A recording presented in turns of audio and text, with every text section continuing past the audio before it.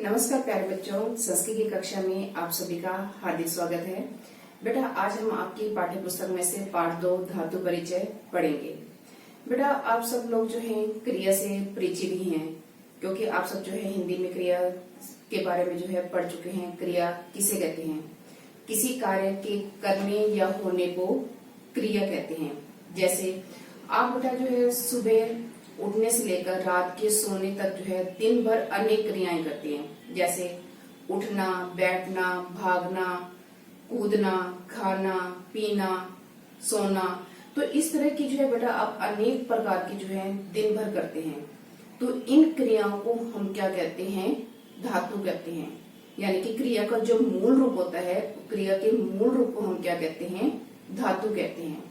और इसके अलग अलग रूपों को हम कहते हैं धातु रूप। मान लीजिए जैसे क्या है, आपकी खाद है। खाद का अर्थ क्या होता है? खाना। लेकिन जब इसका अलग अलग रूप होगा तो उसका अलग अलग रूप क्या होगा? उसका रूप बनेगा खादती, खादतः, खादंती। आज जो है हम बेटा यहाँ पर जो है पट धातु लट लकार के बारे में पढ़ेंगे। संस्कृत में हम इसे क्या कहते हैं? लट लकार। और हिंदी में हम इसे कहते हैं वर्तमान काल, और इंग्लिश में हम कहते हैं प्रेजेंट टेंस। ठीक है, तो आज जो हम पढ़ेंगे पट यानी कि पढ़ना, पट धातु के बारे में हम पढ़ेंगे। आप सब जानते हैं कि जो है संस्कृत में कितने वचन होते हैं? संस्कृत में 3 वचन होते हैं, एक वचन, द्विवचन और बहुवचन। और पुरुष कितने होते हैं? पुरुष जो है 3 होते हैं, प्रथम पुरुष, मध्यम पुरुष और उत्तम पुरुष। ठीक है, इसी प्रकार जो है बेटा इंग्लिश के अंदर होते हैं फर्स्ट पर्सन, सेकंड पर्सन और थर्ड पर्सन। जो हमारा ये उत्तम पुरुष है, उत्तम पुरुष क्या होता है? हमारा फर्स्ट पर्सन होता है, जैसे आई, वी। ठीक है, मध्यम पुरुष क्या होता है? सेकंड पर्सन होता है, जिसमें आता है यू। और प्रथम पुरुष होता है बेटा हमारा थर्ड पर्सन, जिसमें होता है ही, शी, इट।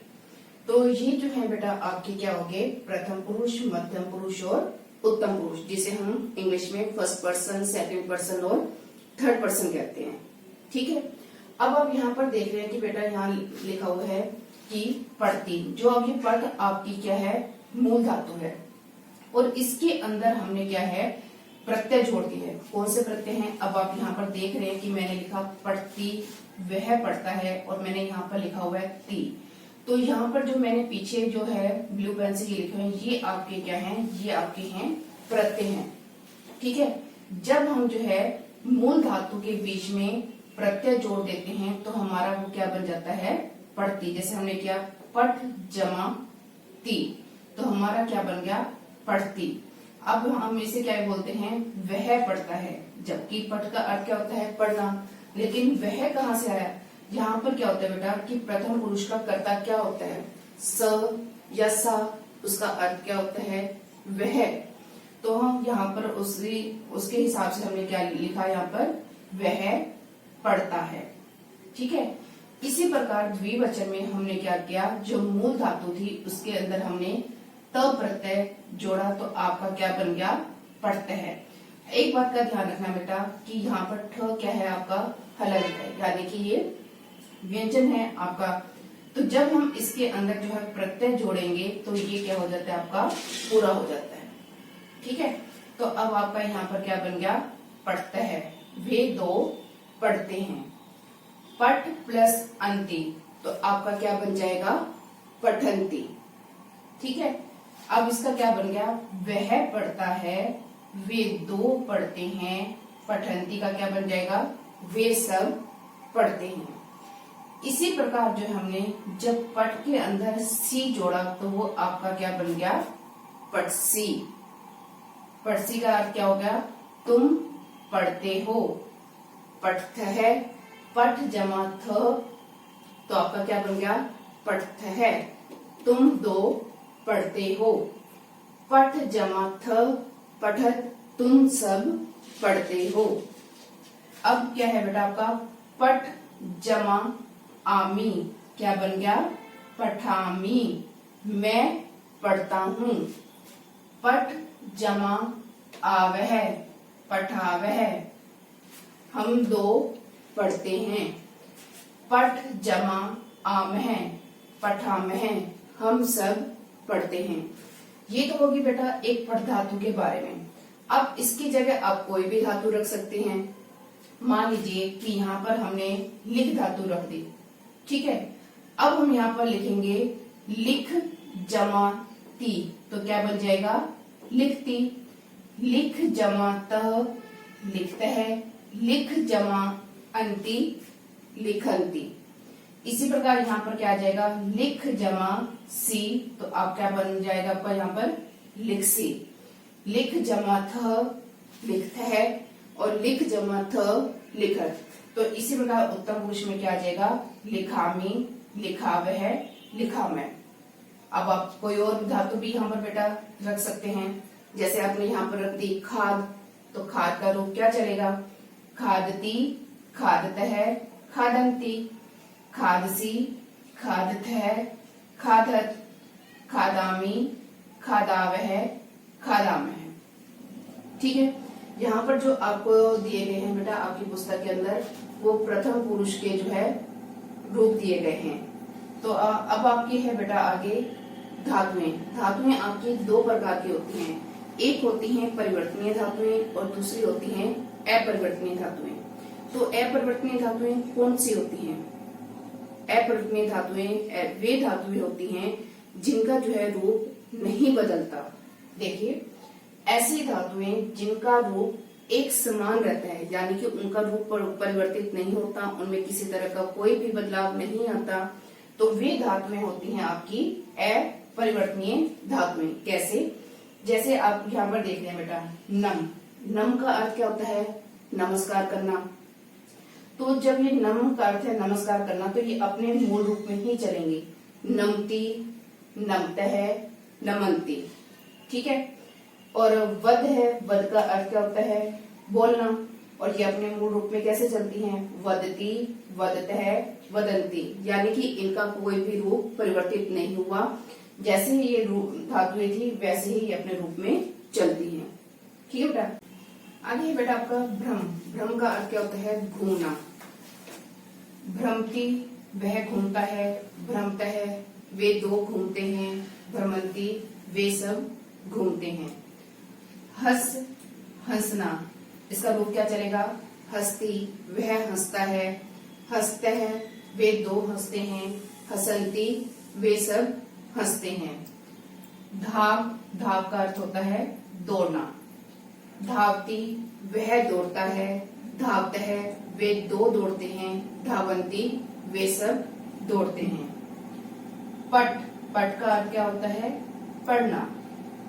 पढ़ती, वह पढ़ता है। पढ़तः, वे दो पढ़ते हैं। पठंती, वे सब पढ़ते हैं। क्रीड, क्रीड का अर्थ होता है बेटा खेलना। क्रीडती, वह खेलता है। क्रीडतः, वे दो खेलते हैं। क्रीडंती, वे सब खेलते हैं। खाद, खाद का अर्थ होता है खाना। खादती, वह खाता है। खादतः, वे दो खाते हैं। खादंती, वे सब खाते हैं। खेल, खेल का अर्थ क्या होता है? खेलना। खेलती, वह खेलता है।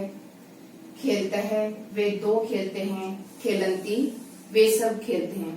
बेटा अब आपने यहाँ पर देखा कि ये सब जो धातुएं थी ये हैं आपकी अपरिवर्तनीय धातुएं, यानी कि इन धातुओं का जो है रूप नहीं बदलता, ये वैसे की वैसे ही रहती है। जैसे भ्रम था तो हमने रूप क्या चलाया? भ्रमती, भ्रमतः, भ्रमंती। धाव धातु थी तो धाव का क्या हमने चलाया? धावती, धावतः, धावंती। तो इनका रूप जो है परिवर्तित नहीं होता, तो ये कहलाती हैं अपरिवर्तनीय धातुएं। अब हम जो है बेटा परिवर्तनीय धातुओं के बारे में पढ़ते हैं कि परिवर्तनीय धातुएं क्या होती हैं। अब है बेटा आपकी परिवर्तनीय धातुएं। परिवर्तनीय धातुएं क्या होती हैं? संस्कृत में कुछ ऐसी धातुएं होती हैं जिनका रूप परिवर्तित हो जाता है, उन्हें हम क्या कहते हैं?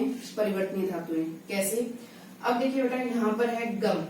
गम क्या आपकी मूल धातु है, ठीक है। अब गम का क्या हो जाता है? गज, ठीक है। गम किसमें बदल जाता है? गज के अंदर बदल जाता है। तो जब हम इसका रूप चलाएंगे तो हमारा रूप क्या चलेगा? गच्छति, गच्छतः, गच्छन्ति। ठीक है, तो ये हमारी क्या होगी परिवर्तनीय धातु, यानी गम किस में बदल गया, गच्छ में बदल गया। ठीक है, इसका अर्थ क्या होगा, गच्छति वह जाता है, गच्छतः वे दो जाते हैं, गच्छन्ति वे सब जाते हैं। इसी प्रकार जो आपकी दा धातु है, दा किस में बदल जाती है, यच में, और इसका अर्थ क्या होता है, देना। यच्छति वह देता है, यच्छतः वे दो देते हैं, यच्छन्ति वे सब देते हैं।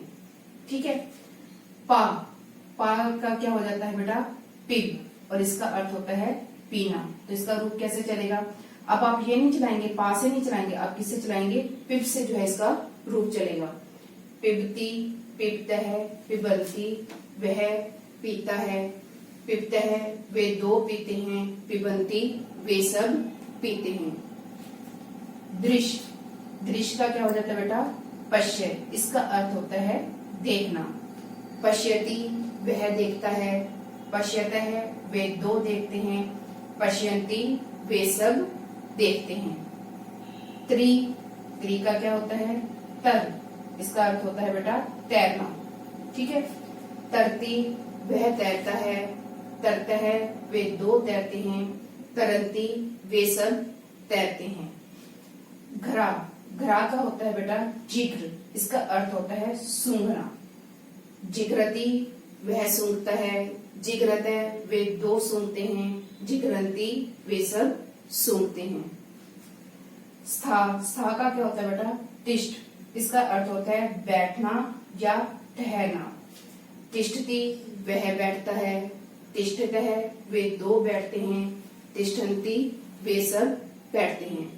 बेटा ये थी आपकी परिवर्तनीय धातुएं, और इससे पहले हमने की थी अपरिवर्तनीय धातुएं। अपरिवर्तनीय धातु में आपने देखा था जिनका रूप नहीं परिवर्तित होता वे वैसे की वैसे रहती हैं, वे होती हैं अपरिवर्तनीय धातुएं। और परिवर्तनीय धातुएं होती हैं जिनका जो है रूप बदल जाता है, वे कहलाती हैं परिवर्तनीय धातुएं, जैसे गम का गच्छ, दा का यच। ठीक है, तो बेटा आपको जो है ये धातुएं अच्छी प्रकार से याद करनी है, इनके अर्थ आपको अच्छी तरह से याद होने चाहिए। ठीक है, आशा करती हूँ कि बेटा आपको यह जो है पाठ अच्छी प्रकार से समझ आ गया होगा। धन्यवाद।